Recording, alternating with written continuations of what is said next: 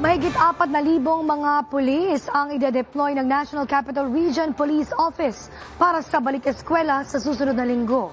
Mahigit 1,000 mga paaralan ang nakatakdang bantayan ng mga kapulisan para tiyakin ang mapayapang pagbubukas ng klase, habang tatao rin ang mga ito sa halos 300 police assistance desk sa iba-ibang mga paaralan sa Metro Manila. Inaasahan kasing nasa 2.1 milyon na mga estudyante sa Metro Manila ang nakatakdang magsimula ng kanilang pasok sa susunod na linggo.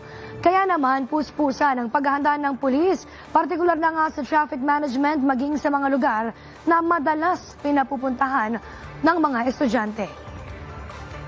Karaniwan po sa mga binabantayan natin mga insidente ay yung pong pagnanakaw, maging po yung nakikita natin ng mga reports po ng bullying. So kaya naman po mas pinalakas natin yung ating foot patrols, yung ating mobile patrols at ang pakikipag-ugnayan natin sa mga paaralan